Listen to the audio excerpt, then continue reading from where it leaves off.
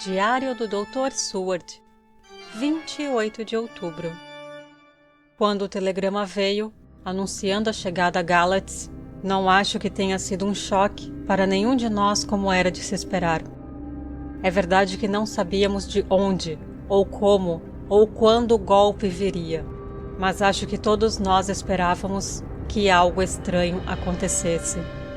O atraso da chegada a Varna nos deixou satisfeitos individualmente, que as coisas não seriam exatamente como esperávamos. Esperamos apenas para saber onde esse raio cairia. Não foi, no entanto, uma surpresa. Suponho que a natureza funcione de maneira tão esperançosa que acreditamos contra nós mesmos que as coisas serão como devem ser, não como sabemos que serão. O transcendentalismo é um farol para os anjos, mesmo que seja um fogo fátuo para o homem. Foi uma experiência estranha e cada um reagiu de maneira diferente. Van Helsing levantou a mão sobre a cabeça por um momento, como se fosse se dirigir ao Todo-Poderoso. Mas ele não disse uma palavra e, em alguns segundos, levantou-se com uma expressão grave no rosto. O Lord Godalming ficou muito pálido e sentou-se respirando pesadamente. Eu fiquei meio atordoado e olhei espantado para cada um. Quincy Morris apertou o cinto com aquele movimento rápido que eu conhecia tão bem. Em nossos velhos dias errantes, isso significava ação. A Sra. Harker ficou horrivelmente pálida, de modo que a cicatriz na testa parecia queimar. Mas ela dobrou as mãos humildemente e olhou para cima em oração. Harker sorriu, de fato sorriu, um sorriso sombrio e amargo de quem está sem esperança. Mas ao mesmo tempo, sua ação desmentia suas palavras, pois suas mãos, instintivamente, procuraram o punho da grande faca Kukri e descansaram ali. Quando parte o próximo trem para Galatz? Disse Van Helsing para nós em geral. Às 6:30 da manhã, amanhã. Todos nos surpreendemos, pois a resposta veio da Sra. Harker. Como você sabe? Disse Art. Você esquece, ou talvez você não saiba, embora Jonathan saiba e o Dr. Van Helsing também, que eu me interesso por trens. Em casa, em Exeter, eu sempre costumava fazer as tabelas de horário para ser útil ao meu marido. Achei isso tão útil algumas vezes que sempre faço um estudo sobre os horários agora. Eu sabia que, se alguma coisa nos levasse ao Castelo Drácula, devíamos ir por Galatz, ou de qualquer forma, através de Bucareste. Então eu decorei os horários com muito cuidado. Infelizmente, não há muitos a aprender, pois o único trem amanhã parte como eu disse. Mulher maravilhosa, murmurou o professor. Não podemos conseguir um especial? Perguntou o Lord Godalming. Van Helsing balançou a cabeça. Não, eu receio. Esta terra é muito diferente da sua ou da minha. Mesmo que alugássemos um trem especial, provavelmente não chegaria antes do trem regular.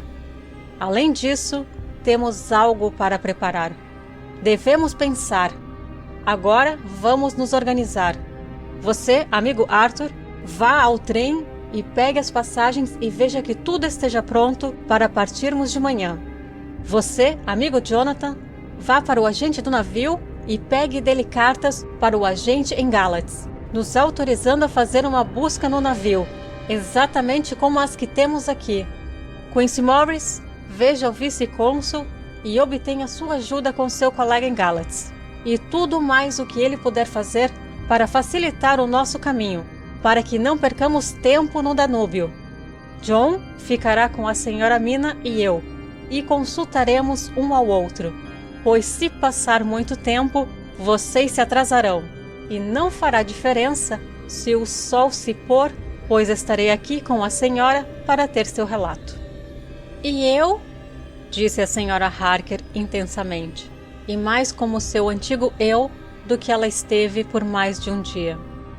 Tentarei ser útil de todas as maneiras e pensarei e escreverei para você como eu costumava fazer.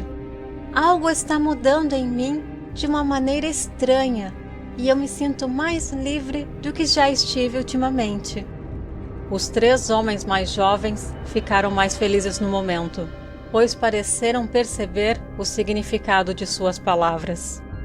Mas Van Helsing e eu nos viramos um para o outro e encontramos olhares graves e perturbados. Não dissemos nada no momento, no entanto.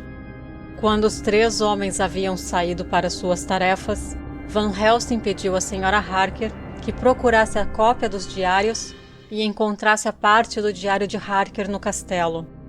Ela foi embora para pegá-lo. Quando a porta foi fechada por ela, ele me disse: "Nós pensamos o mesmo, fale." Há alguma mudança. É uma esperança que me deixa mal, pois pode nos enganar. Isso mesmo! Você sabe por que pedi a ela para pegar o manuscrito? Não, eu disse, a menos que seja uma oportunidade de ficarmos sozinhos. Você está em parte certo, amigo John, mas apenas em parte. Eu quero te dizer uma coisa.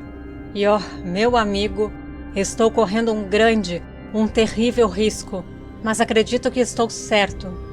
No momento em que Madame Mina disse aquelas palavras que nós entendemos, uma inspiração veio a mim. No transe de 3 dias atrás, o conde lhe enviou seu espírito para ler sua mente. Ou melhor, ele a levou para vê-lo em sua caixa de terra no navio com água correndo, quando está livre ao nascer e pôr do sol. Ele soube então que estamos aqui, pois ela tem mais para contar em sua vida ao ar livre, com olhos para ver e os ouvidos para ouvir, do que ele, trancado como está em seu caixão. Agora, ele se esforça mais para escapar de nós. Nesse momento, ele não a quer. Ele tem certeza, com o seu grande conhecimento, de que ela virá ao seu chamado. Mas ele cortou o contato com ela. Como ele pode fazer? A retirou do seu próprio poder para que ela não venha para ele.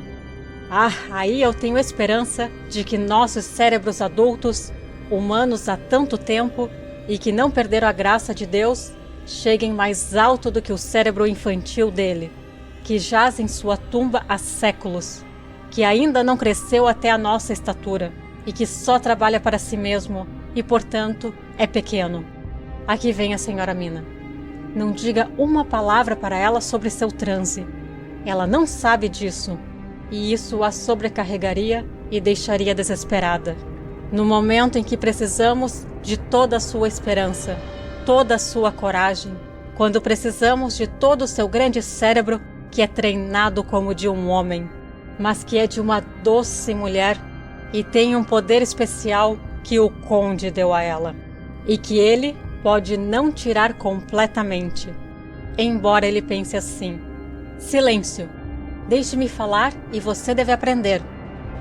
John, meu amigo, estamos em maus lençóis. Eu temo como nunca temi antes. Só podemos confiar no bom Deus. Silêncio, aqui vem ela.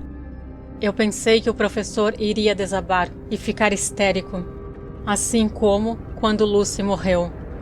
Mas com um grande esforço, ele se controlou e estava em perfeito equilíbrio nervoso quando a Sra. Harker entrou na sala, entusiasmada e de aparência feliz, e, na realização do trabalho, aparentemente esquecida de sua miséria. Quando entrou, ela entregou uma série de folhas datilografadas para Van Helsing. Ele as olhou gravemente, seu rosto se iluminando enquanto lia. Em seguida, segurando as páginas entre o dedo e o polegar, ele disse: Amigo John, para você que já tem muita experiência, e você também, querida Sra. Mina, que é jovem, aqui está uma lição. Nunca temam pensar.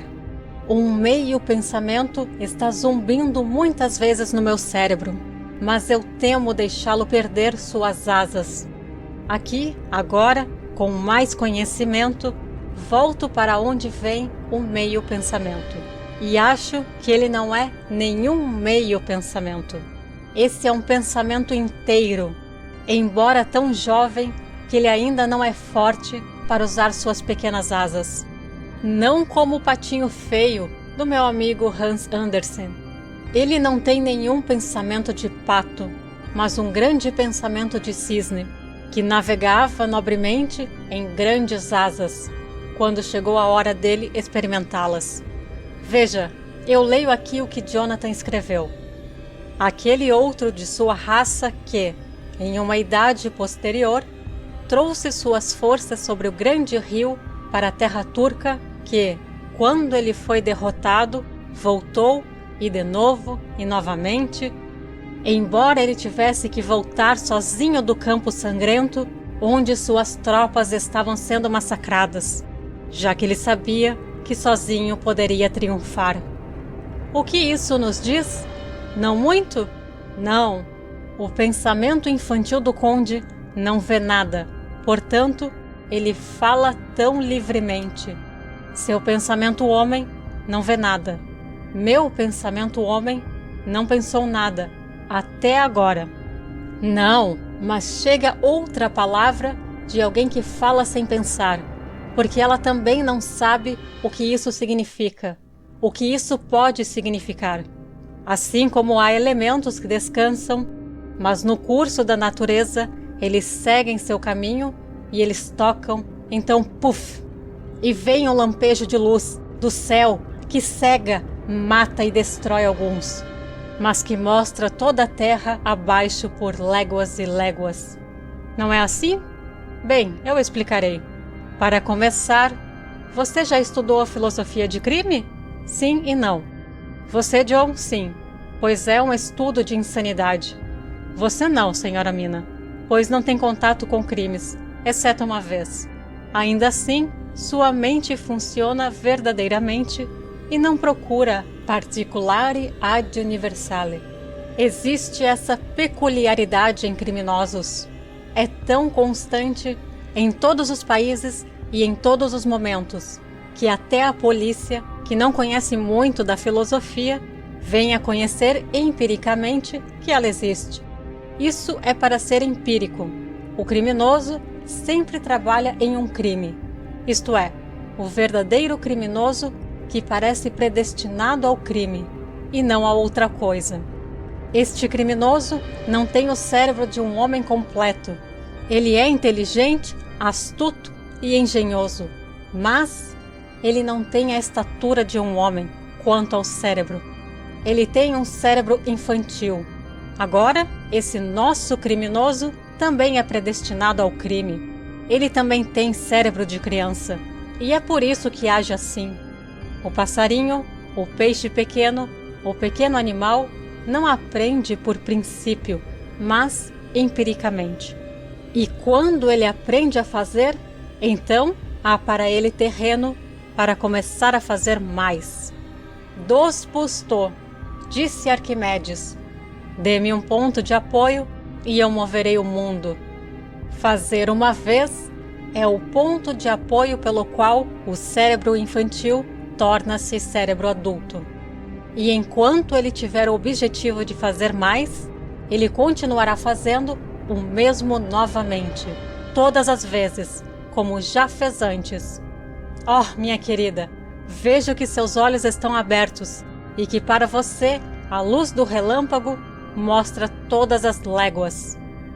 Pois a senhora Harker começou a bater palmas e seus olhos brilhavam. Ele continuou. Agora você deve falar.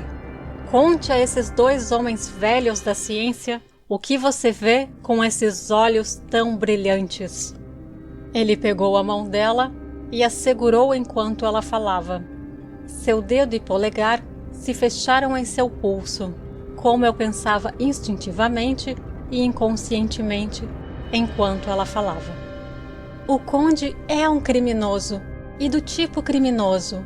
Nordau e Lombroso o classificariam assim, e ele é um criminoso de mente mal formada.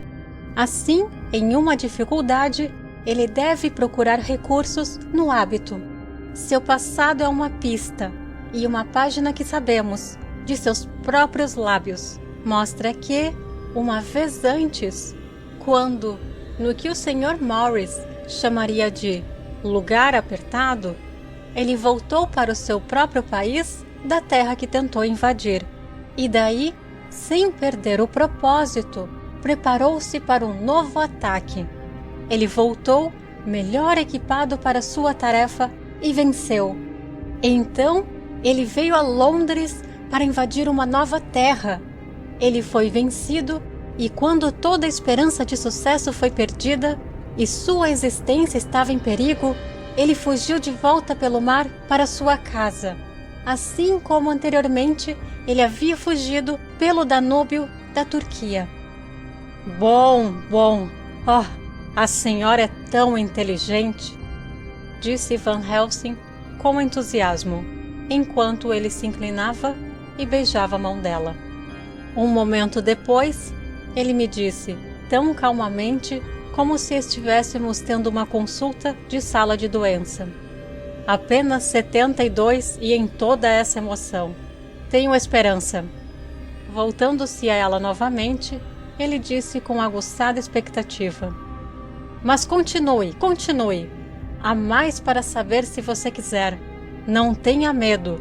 John e eu sabemos. Eu sei, em qualquer caso, e devo dizer se você estiver certa. Fale sem medo. Vou tentar, mas você me perdoará se eu parecer egoísta. Não tema. Você deve ser egoísta, pois é em você que pensamos. Então, como ele é criminoso, ele é egoísta. E como seu intelecto é pequeno e sua ação é baseada no egoísmo, ele se limita a um propósito. Esse objetivo é sem remorso. Ao fugir do Danúbio, deixando suas forças para serem despedaçadas, então agora ele tem a intenção de estar seguro, descuidando de todo o resto. Então, seu próprio egoísmo libera minha alma um pouco do terrível poder que ele adquiriu sobre mim naquela noite terrível. Eu sinto, obrigado, Deus, por sua grande misericórdia. Minha alma está mais livre do que tem sido desde aquela hora terrível. E tudo que me assombra é o medo de que, em algum transe ou sonho, ele possa ter usado meu conhecimento para seus fins. O professor se levantou. Ele usou tanto a sua mente e por isso ele nos deixou aqui em Varna, enquanto o navio que o levou correu através do nevoeiro que o envolveu para Galatz, onde sem dúvida ele havia se preparado para escapar de nós.